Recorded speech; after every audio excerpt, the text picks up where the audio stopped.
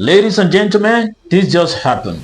Less than 12 hours ago, Donald Trump took to Truth Social and essentially said, you know that tiny stretch of water that carries about 20% of the world's oil?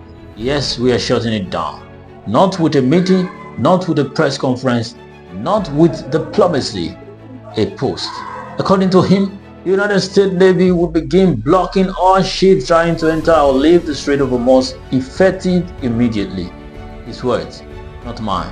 Effective immediately. He didn't stop there. Any Iranians who fire at American forces or even peaceful vessels will be, and again this is a direct quote, blown to hell. The US military locked and loaded. Iran apparently already finished, but also somehow about to be finished again.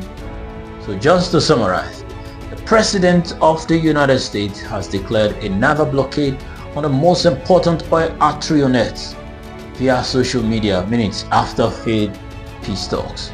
Completely normal global behavior. Nothing to see here. Now let's talk about timing, because timing is everything in geopolitics. And in this case, the timing is almost theatrical. His Vice President JD Vance had just spent 21 hours in talks with Iranian negotiators in Pakistan. 21 hours of discussion, documents, coffee, probably cold sandwiches, all to resolve a decade-long nuclear standoff, and the result, nothing. Iran refused to abandon its nuclear program, the US refused to budge, everyone shook hands, smiled for camera, and then quietly packed their bags knowing the whole thing had gone nowhere. Diplomacy died politely in a conference room. War, on the other hand, just went live on social media, because the moment those talks collapsed, Trump didn't issue a cautious statement. He didn't say we are reviewing options. He didn't even pretend to be weighing alternatives. He escalated fast. In a series of posts, his move from Iran hasn't opened the straits to we are blocking it, to their military is gone, to we have finished what was left. This escalated quicker than a group of chat arguments. Now let's translate what this blockade actually means, because it's been thrown around like a buzzword, but the reality is far more serious. The Strait of Hormuz is about 33 kilometers wide at its northwest point. Sound big, right? It is not. Now, when you consider that global energy supply depends on it, 70 million barrels of oil pass through there daily. That's not just oil for luxury cars, that's fuel for economies, industries, electricity, transportation, basically modern life. Now here is where it gets messier. The usual shipping lane compromised, mine were reportedly placed in area earlier in the conflict. Some are accounted for, some are not, which is always comforting.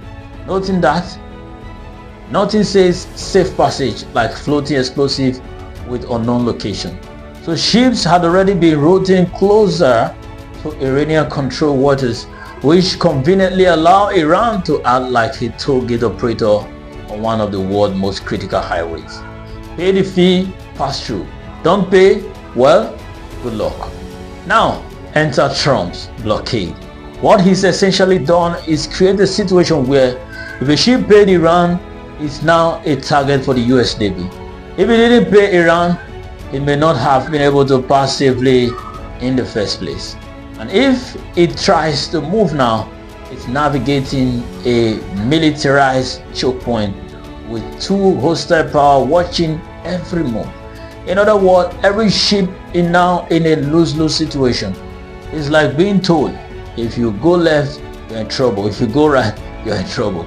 And if you stay still, you are still in trouble. Global shipping companies must be treated. And then there is a bigger picture, because this isn't just about Iran and the United States anymore. Countries like China, which rely heavily on oil passing through that strait, are now indirectly pulled into the situation, whether they like it or not. Because if your energy supply depends on a route that just became a military zone, congratulations, you are not part of the problem, even if you didn't sign up for it. So what we are looking at right now is not pressure, it is not strategy, it is not even subtle, it's a full-scale escalation dressed up as enforcement.